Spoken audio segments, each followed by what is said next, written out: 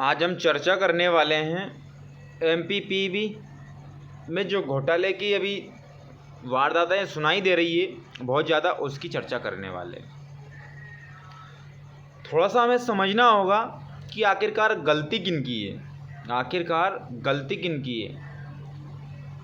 क्या गलती उन माता पिताओं की है जो अपने बच्चों को दिन रात कड़ाके की सर्दी में और धूप में तपकर खेतों से कमाई करके अपनी फसल को बेच करके अपने बेटे बेटियों को पढ़ाई के लिए बाहर भेजा जाता है, या फिर घर पर ही उन्हें पढ़ने के लिए प्रेरित किया जाता है? क्या उनके माता पिताओं की गलती है, या फिर जो मासूमियत के साथ जो दिन रात अपने स्टडी पॉइंट पर स्टडी कर रहे हैं विद्यार्थियों की गलती है?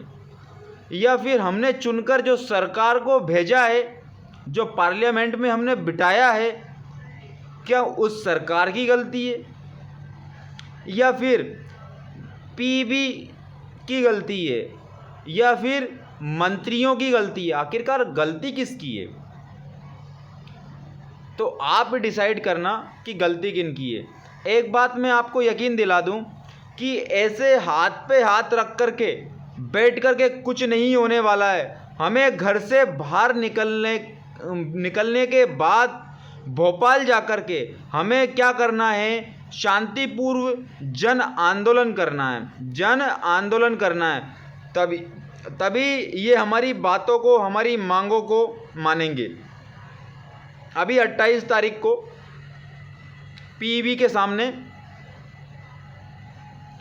आंदोलन किया गया था विद्यार्थियों के द्वारा, लेकिन उन विद्यार्थियों के डर की वजह से पीईबी का ताला तक नहीं खुला है। ये लोग क्या करते हैं? इनकी रणनीति या कूटनीति क्या होती है? अगर एक व्यक्ति विशेष अगर इसके खिलाफ आवाज़ उठाता है तो उसको आंतरिक रूप से, प्रत्यक्ष रूप से नहीं, आंतरिक रूप से और स्वयं पर ये दबाव डालने की कोशिश करते हैं ताकि वो व्यक्ति दबकर उसकी आवाज़ बिल्कुल ही दब जाए, युवाओं तक पहुँचे ही ना। ये इनकी कूटनीति है।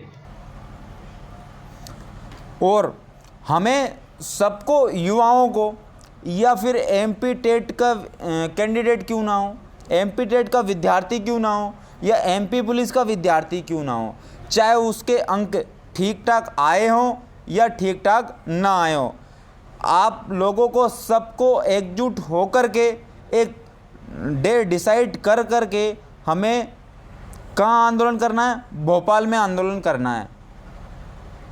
तो आपको एकजुट होना ही पड़ेगा, हमारे हक के लिए हमें लड़ना ही पड़ेगा, तब जाकर के क्या है, इनके कानों में भनक पहुंचेगी। नहीं तो ये कुंभकर्ण के जैसे जब तक इनको जगाया नहीं जाएगा तब तक ये जागेंगे नहीं। अभी दौर चल रहा है किसका? 1857 के पहले का, अंग्रेजों का टाइम चल रहा है। यानी कि 1947 में हम आज़ाद हुए थे, लेकिन अभी भी हम मानसिक रूप से गुलाम ही है। या तो स्वयं के हैं, या फिर ऐसी दमनकारी सरकारों या नीतियों के हैं।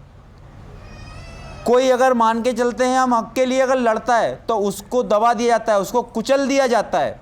ये इनकी दमनकारी नीति है। और इन्होंने एक संस्था, जो कि इसकी जांच करने के लिए एक संस्था गठित की है। वो कौन सी है? Map IT. क्या मैप आईटी में इतने काबिल व्यक्ति बैठे हैं कि आपकी ये टेक्नोलॉजी को पकड़ सकते हैं? और पकड़ भी लेंगे वो तो आपके ही वहाँ पे अपॉइंटमेंट किए हुए कर्मचारी हैं, व्यक्ति हैं। वो आपके खिलाफ क्यों रिपोर्ट देंगे?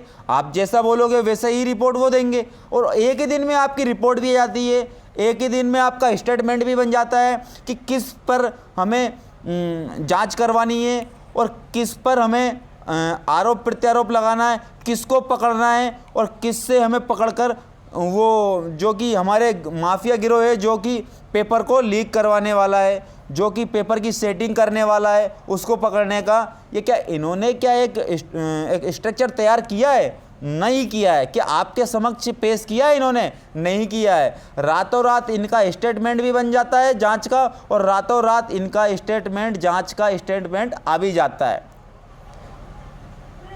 कि बिल्कुल निष्पक्ष भाव से एग्ज़ाम कराया गया है।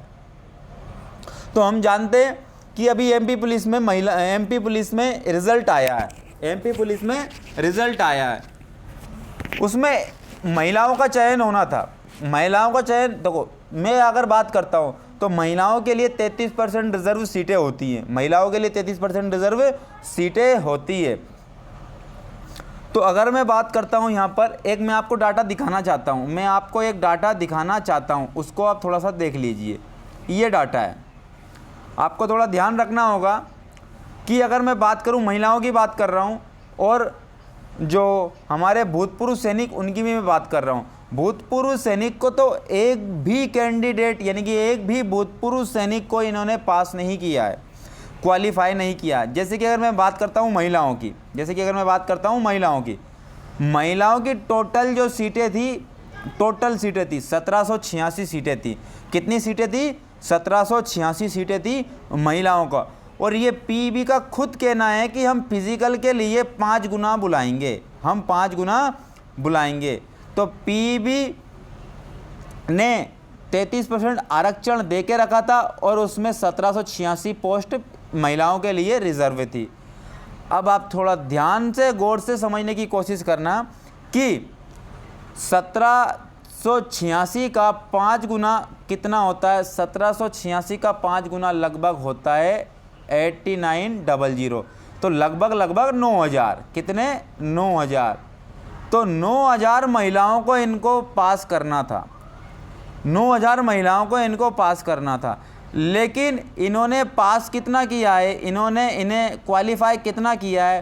क्वालिफाई किया है लगभग 3500 महिलाओं को, लगभग 3500 महिलाओं को क्वालिफाई किया है।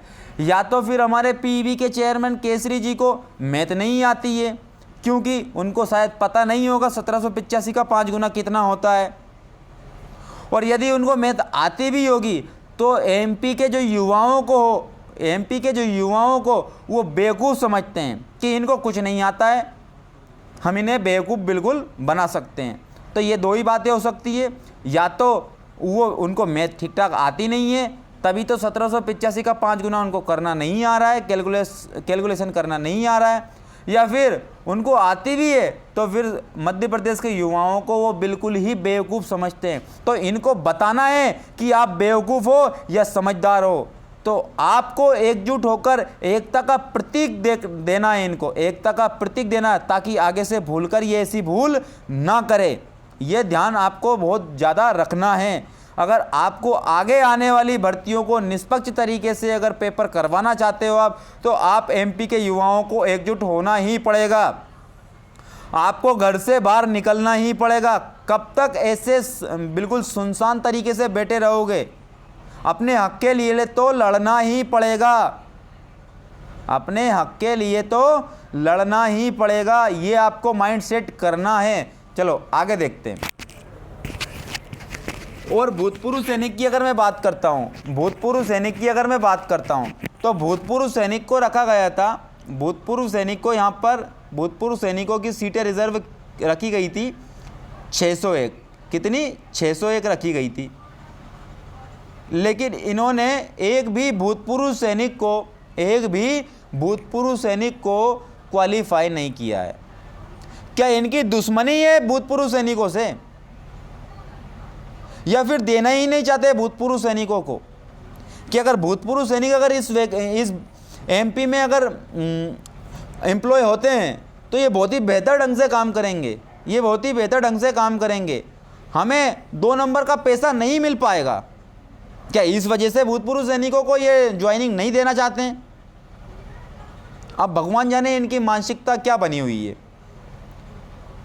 और हमने हमारे मामा को भी भेजा है चुन करके, वो भी हमारी आवाज़ नहीं उठा रहे हैं, वो भी हमारी आवाज़ नहीं उठा रहे, वो भी अपनी वोट बैंक की राजनीति में लगे हुए हैं। अभी कहीं छतरपुर जा रहे हैं, कहीं पचमढ़ी जा रहे हैं, लेकिन उनके संज्ञान में, उनके कान में ये भनक तक नहीं पहुंची है।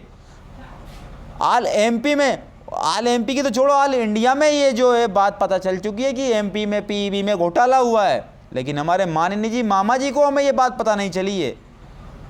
इसका मतलब क्या समझे हम? और हमारे गृह मंत्री जी कहते हैं अभी 1-2 दिन पहले की कॉन्फ्रेंस में कि ये जो पुलिस भर्ती के जो रिजल्ट दिए हैं बिल्कुल ही क्या है, निष्पक्ष भाव से दिए हैं, निष्पक्ष भाव से दिए हैं। क्या ये बात सही है? क्या ये बात सही है? अगर ये बात सही है तो क्यों नहीं हमारे भूतपूर्व सैनिकों को 10% कोटा दिया गया था, उस पर क्यों नहीं आपने क्वालिफाई किया है? हमें इस बात को तो लेना ही नहीं है कि भाई पेपर रिजल्ट आया था और आकर के डबल से जो क्वालिफाई हुए थे वो अनक्वालिफाई हो गए, जो अनक्वालिफाई हुए थे जो क्वालिफाई हो गए। ये बात नहीं है हमारी। हमारी बात ये है कि भूतपूर्व सैनिकों का जो कोटा रिजर्व किया गया था सीटों का 10%, उस पर आपने क्वालिफाई क्यों नहीं किया भूतपूर्व सैनिकों को? महिलाओं का 33% कोटा रिजर्व था, 9000 महिलाएं पास होनी थी, आपने ओनली लगभग 3500 महिलाओं को ही क्या किया, क्वालिफाई किया। ऐसा क्यों? यही हमें सरकार से हमारे सवाल जवाब पूछना है। और जो एमपी जो आपने जो हमें रिजल्ट दिया है, आपने जो हमें रिजल्ट दिया है उसमें हमारे कट ऑफ मार्क्स क्यों नहीं दर्शाए गए हैं? क्या इसमें भी कूटरचित कुछ कूटनीतिक की बातें हैं, या इसमें भी कुछ जो हमारे दलाल जो लोग होते हैं उनका माफिया इनके ऊपर दबाव बना रहे हैं? या हम ऐसा सोच सकते हैं, ऐसा संज्ञान में ले सकते हैं, ये अगर हमारी बात को प्रत्यक्ष रूप से हमारे सामने नहीं पेश कर पा रहे हैं तो हमारे मन में बहुत सारे ख्याल भी उठते हैं, क्या सरकार भी इसमें मिली भगत है, या फिर पीईबी के चेयरमैन की मिली भगत है, या हमारे गृह मंत्री की मिली भगत है? हमारे मन में तरह तरह के क्वेश्चन पैदा हो रहे हैं, क्वेश्चन पनप रहे हैं। तो हमारे मामा जी से मैं, हमारे गृह मंत्री जी से मैं रिक्वेस्ट करना चाहूँगा कि इस बात को संज्ञान में ले और इस बात की निष्पक्ष पूर्व भाव से इसका जांच कराई जाए और सीबीआई एजेंसी से ही जांच कराई जाए। हमें भरोसा कम बचा हुआ है अब, क्योंकि पिछले दिनों में हमारे साथ ऐसी वारदातें हुई हैं कि शिक्षकों को धमकी भी दी जा रही है, बहुत सारे स्टूडेंट को क्या किया जा रहा है, प्रत्यक्ष अप्रत्यक्ष रूप से पर्सनली ट्रीट किया जा रहा है, वही तानाशाह रूप जैसा। इसमें हम करें तो क्या करें? हम किसकी शरण में जाएं? हम किसकी शरण में जाएं? लेकिन आप युवाओं को कम मत समझना, ये और मैं आपको बता दे रहा हूं, जिस दिन हम युवा एकजुट होकर के अगर भोपाल आ गए ना तो मान लेना कोहराम मच जाएगा, चक्का जाम हो जाएगा। लेकिन हम ऐसी विषम परिस्थितियों को पैदा नहीं करना चाहते हैं, क्योंकि हम पढ़े लिखे विद्यार्थी हैं, हम पढ़े लिखे स्टूडेंट हैं, हम मध्य प्रदेश के पढ़े लिखे युवा हैं। हम ऐसी बेवकूफ़ी भरा काम नहीं करना चाहते हैं, लेकिन आप हमें उकसाओ मत, ये आपसे रिक्वेस्ट है। मामा जी से एक रिक्वेस्ट है कि आप भांजियों के लिए बहुत कुछ कर रहे हैं, लेकिन भांजियों का जब फ्यूचर की बात आती है तो वहाँ आप नहीं बोल रहे हैं। मामा जी को इस बात पर संज्ञान लेना चाहिए, मामा जी को इस बात पर संज्ञान लेना चाहिए। तो हम हमारे मुद्दे पर आते हैं। तो महिलाओं को आरक्षण 33% था, इन्होंने नहीं दिया 33%। 1784 के समथिंग हमारी महिलाओं की क्या थी, सीटें रिजर्व थी, उस पर 5 गुना बुलाना था, लगभग 9000 महिलाओं को क्वालिफाई किया जाना था, लेकिन इन्होंने कितना, लगभग 3500 महिलाओं को ही क्वालिफाई किया है।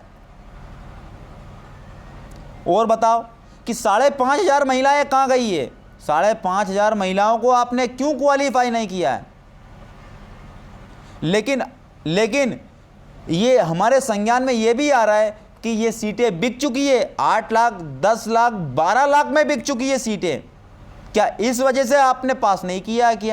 क्या इस वजह से आप कट ऑफ नहीं दर्शा रहे हो क्या? प्रत्यक्ष रूप से कम व्यक्ति एग्जाम दे रहा है, उसको पता तो चले हमारा ये नंबर कितने थे और नॉर्मलाइजेशन किस हिसाब से हुआ है, तो हमारे नॉर्मलाइजेशन में कितने नंबर घटे हैं और कितने नंबर बढ़े हैं, ये तो बताना चाहिए आपको। ये तो हमारा मूल अधिकार है ना, लेकिन हमारे मूल अधिकारों का भी आप हनन कर रहे हो। और भूतपूर्व सैनिकों का आरक्षण 10% था, वो 10% भी इन्होंने 1% पर भी इन्होंने क्या नहीं किया, क्वालिफाई नहीं किया है। और एमपी पुलिस का रिजल्ट आया था, वो आपको पता ही है, महिलाओं को नहीं किया गया, भूतपूर्व सैनिकों को नहीं किया गया क्वालिफाई। मध्य प्रदेश शिक्षक भर्ती की तो आप बात ही मत करो। मध्य प्रदेश शिक्षक भर्ती की जो वीडियो, जो स्क्रीनशॉट हैं, वो बहुत ही तेज़ी से वायरल हुए। बताया जा रहा है सागर का कॉलेज, बताया जा रहा है ग्वालियर का कॉलेज, और ये तो हमारे शिक्षकगण पहले से ही अनाउंस कर चुके थे कि धांधली होती है ग्वालियर के कॉलेजों में। 8-8, 10-10 लाख में खुलेआम सीटें बिक रही है, लेकिन हमारी गवर्नमेंट, हमारी पीबी, हमारे गृह मंत्री जी इस पर संज्ञान ही नहीं लेते हैं। और फिर भी युवाओं का पक्ष ना रखते हुए वो उनका पक्ष रख रहे हैं जिन्होंने घोटाला किया है, उनका पक्ष रख रहे हैं।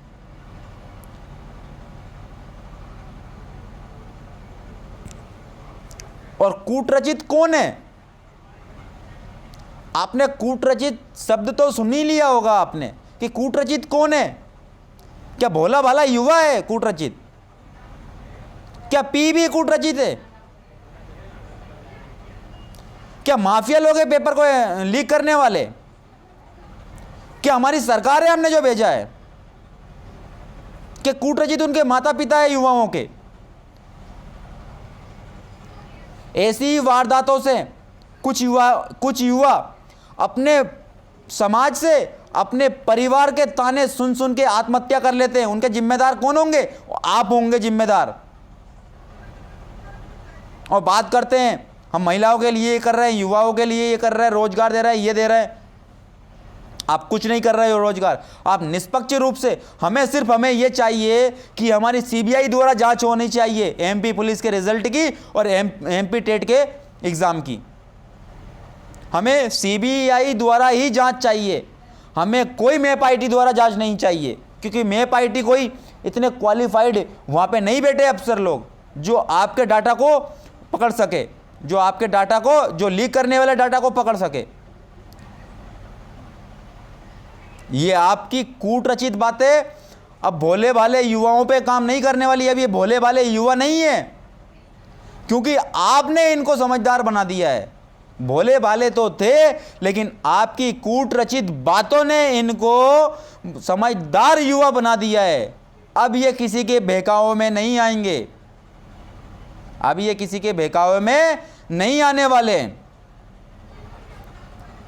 तो आपको ध्यान रखना होगा कि इस पीबी घोटाले को हमें समाप्त करना है। जिस प्रकार कृषि विस्तार अधिकारी का जो घोटाला हुआ था, उसमें जो व्यक्ति पकड़े गए थे, लेकिन उनमें कुछ लोगों का ही नाम आया, जो ओरिजिनल जो व्यक्ति थे उनका कभी भी नाम नहीं आया है और ना ही उनको सजा हुई है। ऐसा क्यों? क्या हर बार गरीब ही पिसता रहेगा? क्या हर बार भोला वाला युवा ही पिसता रहेगा? आपको इस बात का जवाब देना होगा। आपकी ये जवाबदेही बनती है। आप जनता के लिए बने हो। जनता अपने सवाल को आपसे पूछ सकती है, लेकिन नहीं, पीबी के चेयरमैन, पीबी के अंदर हमें जाने नहीं दिया है, वहां पर ताला लगा के रखा है। तो अब तो आप जग जाइए और सारे युवा एकत्रित होकर के ये 4 से 5 दिन का और हम इनका देख लेते हैं कि ये क्या करते हैं, इनकी जांच ठीक ठाक तरीके से होती है या नहीं होती है, या फिर इसका संज्ञान लेते हैं या नहीं लेते हैं। अन्यथा हम एमपी के सभी युवा शांतिपूर्वक वहाँ पे प्रदर्शन करेंगे हम हमारे अधिकारों को लेकर के। तो मैं आपका ज़्यादा समय नहीं लेना चाहता हूँ। तो आपकी राय क्या है, आप सभी युवाओं की क्या राय है, आप कमेंट्स बॉक्स में ज़रूर रखना। क्या मैप आईटी से इन्होंने जांच करवाई है, मैप आईटी से इन्होंने जांच करवाई है, जो कि मैप आईटी क्या होती है, एक एजेंसी होती है, एक कॉन्ट्रैक्ट बेस पे काम करने वाली होती है, जिसमें गवर्नमेंट अफसर 1 से 2 ही होते हैं, सारे के सारे प्राइवेट कॉन्ट्रैक्ट बेस पे होते हैं कर्मचारी, सारे के सारे। क्या इससे निष्पक्ष भाव से जांच की गई है क्या? आप अपने कमेंट्स इसमें रखना, इस कमेंट्स बॉक्स में। क्या मैप आईटी से इनने जो जांच करवाई है क्या निष्पक्ष पूर्णता से करवाई है या नहीं? आप इसका भी जवाब देना कि कूटरचित कौन है, क्या भोले भाले युवा हैं या उनके माता पिता है, या हमने चुन के भेजी है सरकार है, या पीवी के कर्मचारी हैं, ये आपको बताना है। तो मैं आपसे हाथ जोड़ के यही विनती करता हूं कि आप एकजुट होकर के आप जरूर इसका प्रदर्शन, हम सभी लोग मिलकर के हम इसका प्रदर्शन करेंगे और इनको हमारे हक के लिए, हमें हमारे हक के लिए लड़ना होगा, और इनको हमारे हक के फेवर में, हमारे अधिकारों के फेवर में फैसला सुनाना ही होगा। हम तब तक रुकने वाले नहीं हैं, क्योंकि युवा तो पहले ही मर चुका है, युवा तो तैयारी कर के पहले ही मर चुका है। अब तो एक जिंदा लाश है, जिंदा लाश है। आप इनको गिरफ्तार करके भी आप जेल के अंदर डाल दोगे तो भी इनको फर्क पड़ने वाला नहीं है, क्योंकि समाज के ताने और पारिवारिक व्यक्तियों के ताने सुनकर इनका दिमाग बहुत खराब हो चुका है। ऊपर से आपने करके रखा है इनका दिमाग खराब। टाइम पे वैकेंसी देते नहीं है, 4-4, 5-5 सालों के गैप में आप वैकेंसी निकालते हो। एमपी डेट की तो भाई पता 11 साल बाद निकली है, 11 साल बाद पेपर हुआ है। अब इसमें युवा क्या करेगा बताओ आप? तो आप ये युवा पहले से ही घर परिवार से पहले से परेशान है, क्यों कमाता कुछ नहीं है, बेरोजगार है, ऊपर से पढ़ाई कर रहा है, और ऊपर से आप लोगों ने भी इनका क्या करके रखा है, प्रेशर डाल के रखा है। अब युवा जाए तो जाए कहाँ है?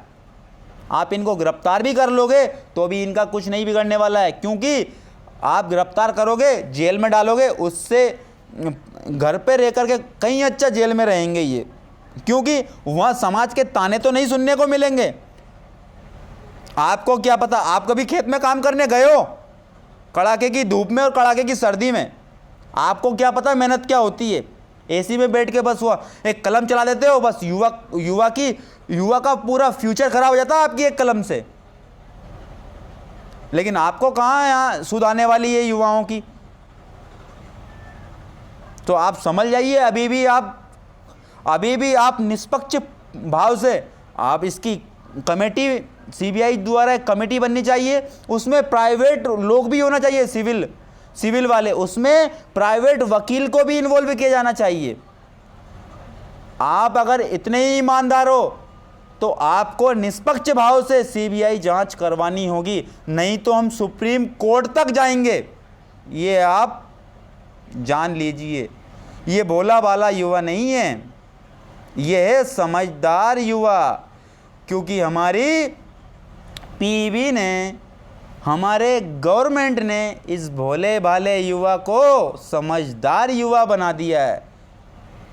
तो अब मैं आपसे विदा लेता हूँ और हाथ जोड़ के विनती करता हूँ हमारी सरकार से, हमारे मामा जी से, इस पर संज्ञान लो और सीबीआई जांच इस पर बिठाओ, और पेपर ऑफलाइन होना चाहिए। अब पेपर ऑफलाइन होना चाहिए, एक ही दिन में सारे युवाओं का पेपर होना चाहिए।